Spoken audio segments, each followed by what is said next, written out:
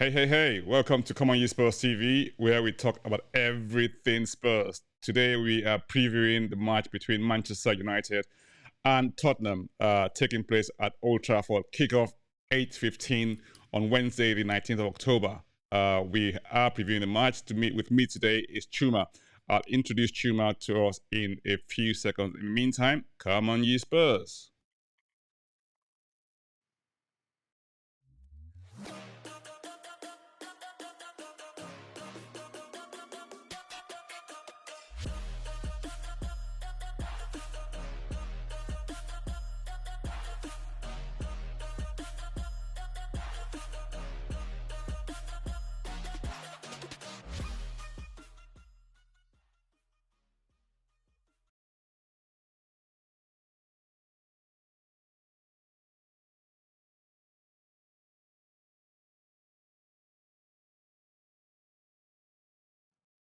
Welcome back. Right, this is the big one. If you're new to Tottenham Hotspur, Come On You Spurs TV, subscribe to our YouTube channel, follow us on Facebook and all of our social media platforms, Twitter, Instagram, and yeah, leave a comment and like this page, this channel, and share this with as many people as you can possibly find. We need to grow this channel and we'll welcome your support. We thank you all for joining us all the time. And today we are previewing, like I said earlier on, the match between Man United and Spurs. Chuma, welcome. How are you? Oh, I'm super blessed, awesome. Um, but like I said before, Manchester United won, Spurs six. Come on, lads, it's only United. I love that. That's what I call a reversal, isn't it? Because back in the day, we all know what Sir Alex did to his boys to motivate them, and yes, I'm pretty sure that it's something that we now welcome. We've done them up. We've done them before. I mean, not too long ago. At Not too long ago. yeah, I Not know too long ago. 6-1 during COVID, wasn't it? I think it was 2019, wasn't it? Or yeah. It was 2020. Yes, It was exactly. Yes. before Christmas 20. All right, so that was a good one. I hope we can repeat that today. But Man United are a different kettle of fish, aren't they? This time round, they're going through what we might call a bit of a transition, if you like, and they've got a new coach. He comes with a lot of I call it hype, if you like, because I'm not sure he's I don't know his pedigree in terms of maybe he's won Dutch league, but outside of Netherlands, I'm not sure what he's done, but he comes highly recommended because he plays a very fluid side of football and he plays an entertaining brand of football. So I guess that will be an attraction for a lot of teams looking to change the narrative, especially for a team like Man United. But he didn't get off to a good start, did he? No, not at all. He lost his first couple of games, especially one to Brentford in a very, very disastrous fashion. And everyone doubted him, and he's a good coach.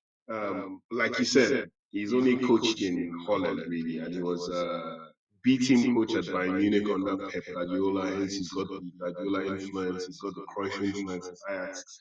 He has very, very good ideas, but as you and I both know, football ideas, tactics and all, they mean nothing sometimes when you come to the Premier League and you've never had experience in the Premier League. It's a whole different thing having Premier League experience as opposed to tactical experience elsewhere. So he's been slowly trying to go back to basics, and I think our former player, Tottenham alumni, Christian Eriksen has played a huge part in them getting things more or less back aligned to what he wants. And Ericsson has played a huge part. And I think a lot of things will happen if Ericsson plays, or if he doesn't play. It will be have a huge impact on the game. It's interesting you say that because within the Spurs world, there was this clamor for in some quarters that we should have Eriksen back when he became a free agent, while playing for Brentford, and he was looking for a new club to switch to. And others said that no, his time is gone. We should no longer have him back. but undoubtedly Ericsson is an influence wherever he plays.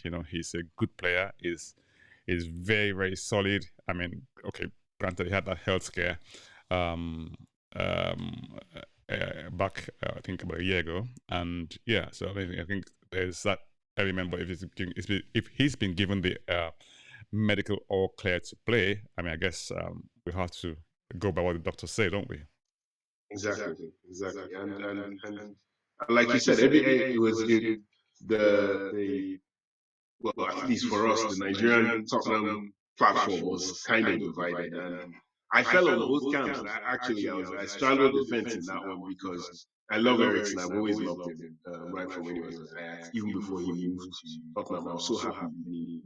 I thought it was a huge steal Tottenham buying him from Ajax for like 11 million. It was a steal, little robbery, and he lived up to expectations, and maybe not to all Spurs fans' expectations. I think some people expected him to be more than he was. And but the thing about Ericsson is like he's a complete pro, and he knows and has gotten used to Conte's tactics, having played at Inter, and it took him a good 6, 7 months to break into that side. So you felt he would be a natural fit coming back into a Conte side. But I think from what I gather, there was a statement that was made yesterday or day before by Antonio Conte. It hinged on the length of contract, the duration. That's the reason why he selected Man United. It was good money. Tottenham could have possibly matched his wages, but Manchester United gave him a 3-year deal, and Spurs were Daniel Levy doesn't do 3-year deals for For 30 especially years, with huh? his medical history and everything else in case it Yeah. was never going. I don't think other clubs, even the other clubs interested. I don't think Brentford as well were willing to go as high wages and then as high 3 years as well. We're going to do two. And he made the best move for his career and his family and his future finances. So kudos to him. And we wished him well, but we don't wish him well if he plays. He's playing against us. you know, No, we don't. No, we don't. definitely, definitely.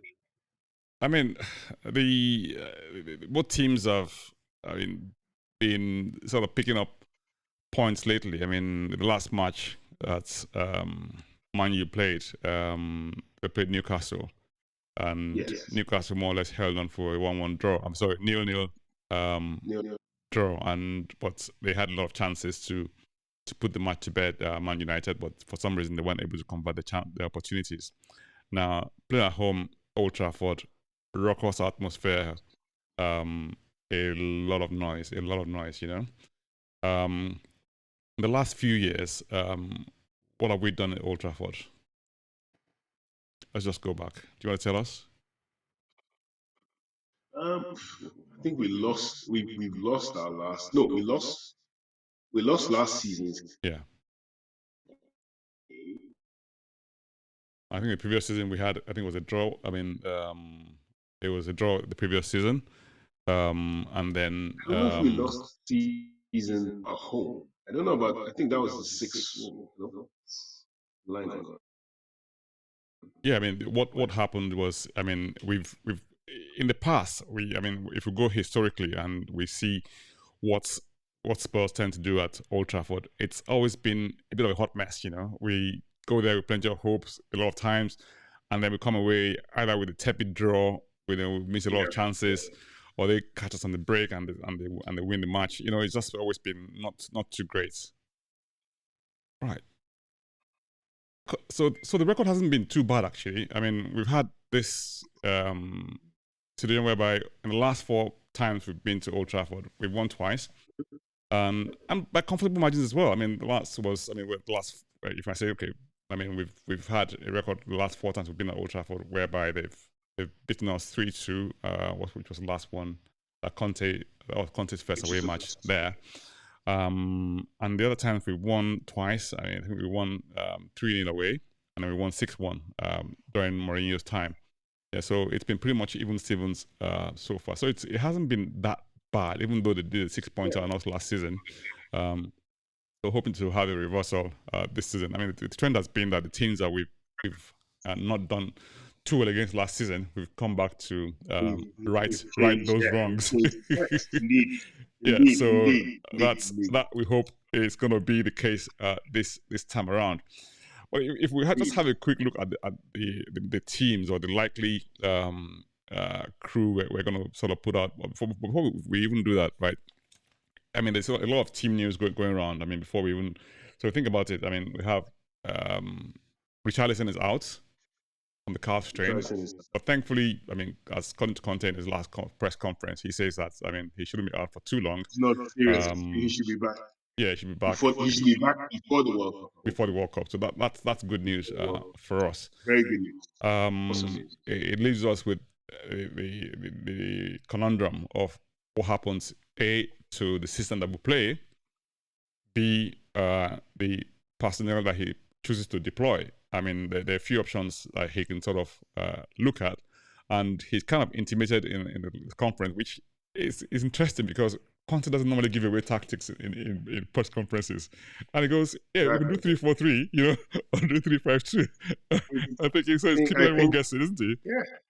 Is the mind games, because now I think Eric Ten Hag doesn't really know where to go, what to turn to, because he's thinking, is he going to play 3-4-3? But I think most Spurs fans believe that he doesn't trust Brian Hill enough, and Brian Hill is fitter than Lucas, and he always goes on fitness. So if he doesn't trust the fittest player for the spare position in the 3-4-3, then this 3-5-2, we're falling in love with it because it's brought us a lot more stability Yeah. and control. As soon as Bissouma came on against Everton and we switched to a 5-man midfield, the game just changed for the better for Spurs, and you could see it. The movement was different. He held onto the ball more. Bentancur was more dynamic. Højbjerg, who scored the goal. Look at the positions of those two Absolutely, players. absolutely. They were One way crossed far into the forward, other. you know. And this is where I find our team really very interesting, because if you think about it, right, for me, Bissouma is not a holding midfielder. He's more He of isn't. somebody who is very creative and can bring passes. He had a very good shot on him, but he's having to sit back and give freedom to the others. Now, for me, if you're having him as a holding midfielder, but interestingly though, Højbjerg has been a big revelation this season. He's been playing out of his skin, you know, Yes. and he goes forward. He's scoring goals. Very true. You know. I remember Very one true. press conference when Conte said, "Look, I need the midfielder to contribute to the goals," you know, and he's doing that. He's delivering on that. So I mean, I don't know what else, but because Conte has this belief and a system that you've got to have a solid base at the back, you know, and that's what has made us so difficult to beat or break down this season. If you look at the vast majority of the goals that we've considered, I guess that applies to most teams, if you like, it's down to individual errors, you know, or costly mistakes from our side. I mean, I guess that. But sometimes you might find that errors are as a result of two things: either the pressure that you face, or maybe unforced error in the sense that, okay, maybe, I mean, you just sort of potentially a what's it called, a momentary lapse in concentration. You know, I look at the goal that Dyer gave away. I mean, well, yeah, the mistake he made with his control of the ball, lost the goal against Arsenal. Lloris spilled the ball, you know, which he could have easily kept away. I know confusion between him and Romero, you know. Now, for me, okay, that might have been pressure because, okay, the shot came in, so you had to hold it. So, you know, in being in the box, you know, all sorts of things going on in your head. So I guess that is potentially explicable, you know. But yeah, that sort of tells you that in most cases, right, we've been very, very solid, you know, and that is as a result of the system that Conte has created for that team, right? And he's made everyone understand his patterns. He's made everyone know their role and do the right thing when they need to do it. You know, I don't know if you noticed it, but I mean, our attack is not just Mr. Son and Mr. Kane. You have the fullbacks bombing forward on both flanks. So the other team has not just the forwards and midfielders to think about. They also have the what's the word?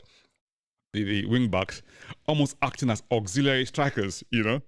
So they always occupy because they occupy the other side, they're very difficult to come forward. Well, You know, Exactly. so and he does it in measured in staccato times. If you have a look at the time that they do it, it's almost as if it's choreographed. You know, it's not all the time, but when they get going, they just boom. You know, and if you look at the way he set up the team, every time we're under pressure, right? Check the position of Kane, check Son's position, and check the wing back's position. It's always almost like sets. It's like a springing a trap. Yeah, Exactly. You know, and then they just go alive, and then before you know, in 3 passes, they're on the other side on the counter. But this is what is, troubling a lot of fans because, Spurs, of all the teams in the top six, if you really think about it, we're the only ones not playing quote unquote attractive, front foot, proactive football. But Yeah. we're playing something that works. And if it's not broke, then don't fix It don't need fixing. It we doesn't are need fixing. one. Yeah, you're scoring goals. We're conceding fewer goals than games played. We have been fairly consistent, apart from the loss today, and everybody has taken their losses as well. Everybody in the top three has lost one game. So we're still in touch with the leaders, and everybody is functioning. And then one of the main things, like you said, was Spurs fans were always concerned that Son and Kane. Now you have Richarlison. Now you have Højbjerg. Now you even have possibly even Bentancur can get into this mix. Perisic can get in as well. Perisic has been very unlucky, I think, in some games where he had chances to score, and for one reason or the other, the balls either got deflected or the power went off in his shot and stuff. But he's owed a goal or two, and Yeah. it would be such a good thing for him to break his duck in Old Trafford. And let's not forget that Manchester United tried for seasons to buy Perisic. Absolutely. So Absolutely. it That is would be it, sweet if he is comes it up. is such a bitter knife to drive into their rib cages that the guy who you wanted you have, and he's now You know, tortured you. peppering you guys, you know? Exactly. So it's like you said, the patterns work, and we would go on about the other right wing back, whom most people don't favor apart from yourself, Soji. But Listen, you could see I you can see love with my royal, so Doherty, hey. you could see with Doherty. I mean, within a game, you could see with Doherty the positions he was taking up. There was a move in that Everton second half where uh, Son came, Bentancur was sort of to the right, and he did a move and he ran into the striker position where Son would have been running to, but because Son came deep to get the ball, he pulled two defenders with him, and Yeah. if only the ball was just inch perfect to his feet, that was him That would on have been a goal. And goal. I was Yeah. like, and I That said was to him on myself that goal. this is what I'm really sorry. This is what Emerson doesn't do. But it's nice to have the contrast because defensively, you can possibly say Emerson is better than Doherty defensively to a point when he's focused. Yeah. But I think the job of a wing back for me is more attacking than defensive, even though we say they cover a lot of ground. I think in Conte's system, it's more necessary for you to take up the right positions, for you to enter scoring position, because by keeping your position bothered, they're not attacking you. And that's what I think is happening. And Bissouma, I think it is brilliant that Bissouma is playing this position, because if you looked at Inter Milan, he had a player called Marcelo Brozovic, Croatian, brilliant player, and he too is a gifted midfield player. But when Conte played him in Inter, Conte played him as the last midfield, and everyone was like, "Are you crazy?" But it was because he was the most dynamic of the three.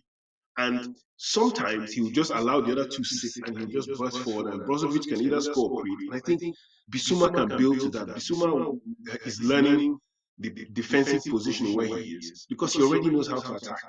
And it's just a question of, okay, lad, let's own the game and then I'll start coming forward, even from my defensive midfield position, and we'll see what happens. And I think that's the next evolution for him. And I'm looking forward to it as well, very much. Yeah, I mean, if you look at the team, I mean, so I think before we even go about looking at what the likely lineup is going to be, I mean, Conte has more or less indicated that he's not prepared to take any risk with returning Richarlison to the Kulusevski to the squad from his injury. So I mean, he just wants to take things easy and make sure that he doesn't have a recurrence or or cause further damage. Okay, so that's is not doesn't want to take risks now. So we're not even sure that it's going to be certain to start or even take part or even feature on the squad at all. So there's all of that, and I'm like I said, he has options, but the options that he goes for is one of those interesting things that we need to see how all that pans out. I mean, like you said, you can either go with Perisic, Gio, or in the remote possibility of Mora. I mean that's very very unlikely. Very, very. It Yeah, seems very unlikely, but it's still a possibility. yeah. It's still a possibility, but highly unlikely. But then again, to the Kulusevski thing, I don't know. He could spring a surprise. What if Kulusevski is ready? This is it. And he just springs a surprise because This is it. United aren't So yeah, expecting. And if that's you remember the last match, yeah, the 3-2, Kulu, sorry for cutting you. Kulu was very instrumental. Kulu really damaged United. And it's just unfortunate, like I said, that we didn't take chances in that 3-2 game. But Kulu was virtually his unplayable self. He peppered, I think, Luke Shaw and whoever was playing left back or left centre back. He was in them every single time, and then won the penalty that Kane scored from.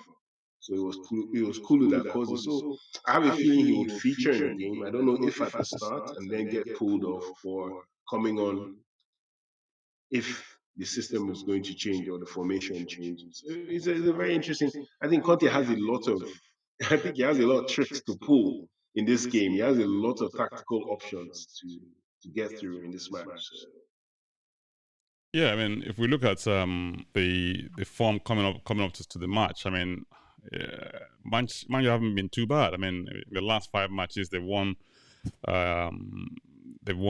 4 and lost. I mean, well, last 5 matches they won what? Let's say the last 5 matches. Yeah, they won 4 and lost 1. The only loss was to Man City. So I mean, they started out really shaky at the beginning of the season. I mean, they lost to Brighton 2-1. They lost away to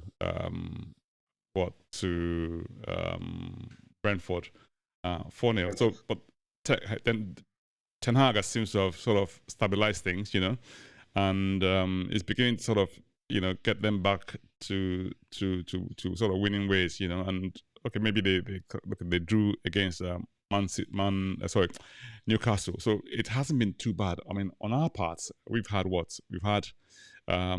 like 3 wins on the bounce now, isn't it? We won at Leicester. Brighton. It's after, yes. Brighton, Leicester, and Oh, sorry, Leicester was before Arsenal. Sorry, Leicester so we was lost. before Arsenal. Yeah, so we lost to Arsenal. So it's Brighton and Eintracht Frankfurt as well. So if you're looking at Yes, the yes, Champions League game, that would give you a mark. absolutely, Yes. exactly. So it hasn't been too bad for us, and I think we're building up to playing a lot better than we did at the beginning of the season. And I think looking at let's just have a quick look at I think we did a bit of a predicted aside earlier on, didn't we? Now, Chuma, I think we've become Conte in disguise, haven't we?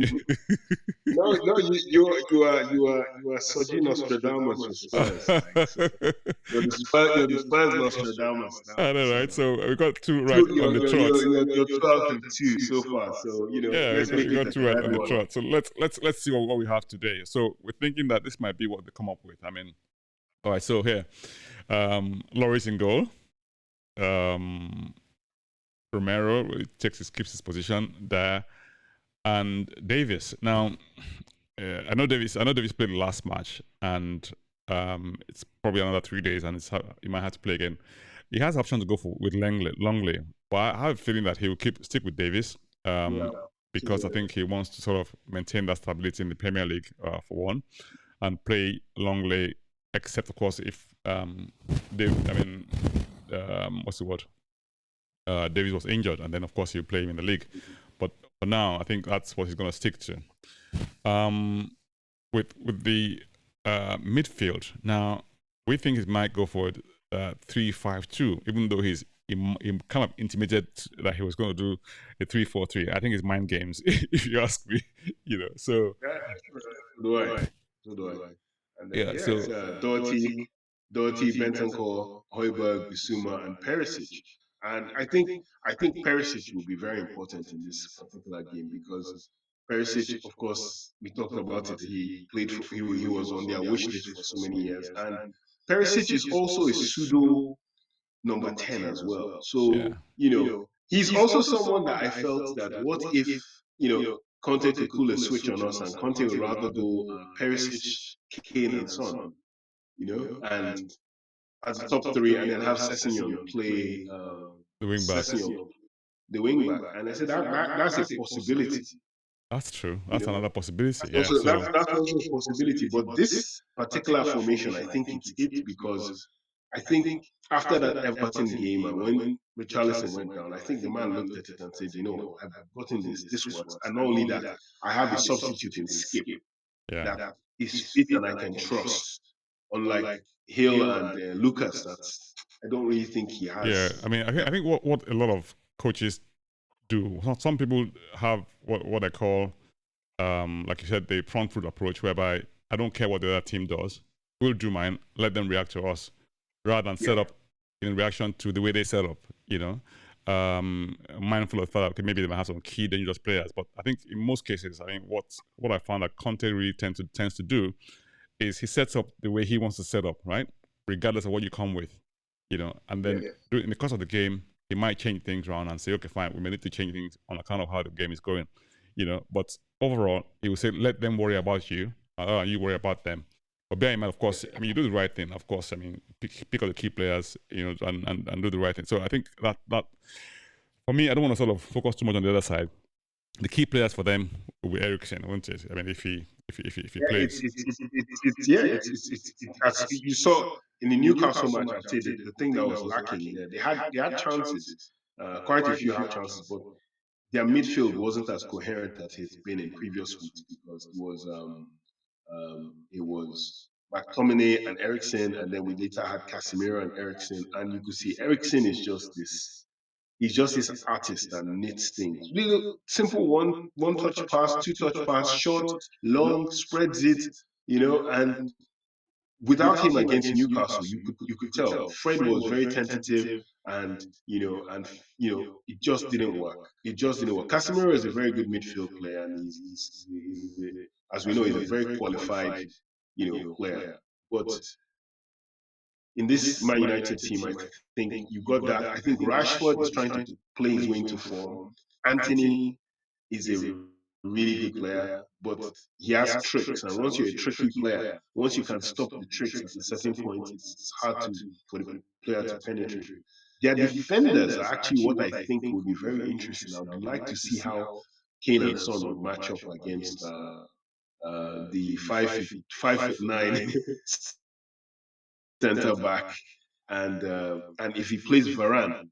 So I have this thing about Varane, and lots of my friends know. I always tell them that I don't rate Raphael Varane, and I always say that he's played alongside very very good centre backs, both for Real Madrid and for France. yeah, But if you leave him exposed, your centre forward will push him, yeah. and Kane can push him if Kane stays up to him, and Son can turn him. So I'm looking forward to seeing what happens with that, how their centre back pairing will cope with this. But midfield wise, we match up very well central midfield, I think.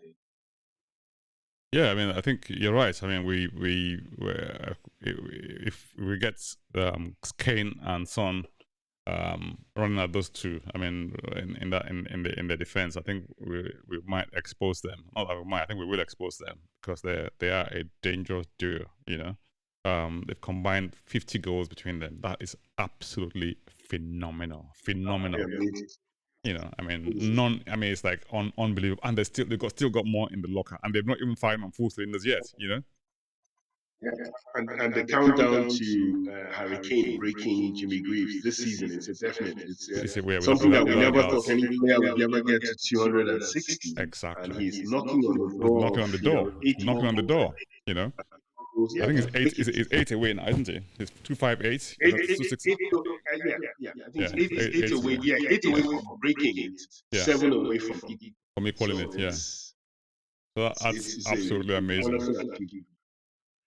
Yeah. And So no one is really saying this as well. So if you're saying But without that alien at Man City who was a bit shackled against Liverpool, Harry Kane is virtually 10 goals in 11 games or 12 in his last 13. He Honestly, is he's honestly, on he's actually had a better 10-game start this season than he has had in his last 7. But absolutely. and he ended up top scorer in all those seasons.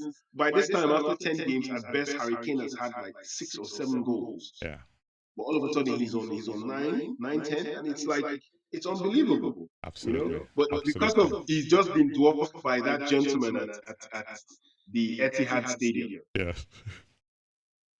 It's I mean it's amazing. I mean in the news yesterday we had the Ballon d'Or and we had 2 nominations. Finally Son and Kane. Okay, Congratulations to them. yeah, Yeah, absolutely, kudos to absolutely. them. Um, I I reckon that if Son had been English or European, I mean I can bet you bottom dollar that he would get a lot more recognition than he currently receives, because he's such a phenomenal player. He's such a phenomenal player. And think about what he does. Both feet. He has lethal shots. He curls Same quality. the same quality. He can curl with his left foot, he can curl with his right foot, And I mean look at that volley he scored against Interact. Eintracht Frankfurt. That was absolutely amazing. The goals he scored against the hat trick against Leicester. I mean, come on, those goals were superb, And he still got more in his locker. He still got a lot more in his locker. I think he will be, even though he's 30 years old now, and he's going to be a breakout star in the World Cup. In my opinion, I think for South Korea, he's just as lethal, and I think people might underestimate them a bit, but they might shock people, South Korea, and if they shock people, Son will not be far from the reason why they will shock so many in this World Cup, in my opinion. So, I'm looking forward to him doing so well for Spurs and doing so well for South Korea as well. Yeah, so I mean, predictions, outcome. I already told you I already told you what I I said, think. come on, you lads. It's Man United, right? Come on, lads, it's United. Like, with all due respect, I love them, and quite a few of my mates are telling me that, well, that United are going to do it, and they're from they're down Seven Sisters Road. To them, they want a loss for Spurs and a draw, and I said, look, you know what? We're actually going there to get those 3 points. I actually think Spurs are going there to go and get 3 points, and now I'm learning not to care how we start, so long as we are competent enough to just stay in the game Yeah. and just allow the team work what they do, and they will eventually get it right. And especially being pushed by Højbjerg. Højbjerg is such a dynamo now. You're seeing him; he's geeing up people in midfield. Let's crack these guys. Let's press. So I'm looking at either a 2-1 or 3-1 from Spurs. I I think I'll think go for a they will 3-1 to find it Spurs hard as to well. keep our defense. Yeah, I have to agree with you. I think I'll go for a 3-1 to Spurs. So thank you very much, Chuma. It's been lovely having you. So we look forward to tomorrow's match. Join us for the post-match review. It's going to start at what time is it going to start now? Remind me. So the match finishes at about 10:15. Yeah, so 10:45 tomorrow evening, 10:45 Wednesday evening match, post-match analysis, comments and chat, live stream. So join us then with your comments. Yeah, I look forward to seeing you then. In the meantime, come on ye Spurs. Come on, ye Spurs.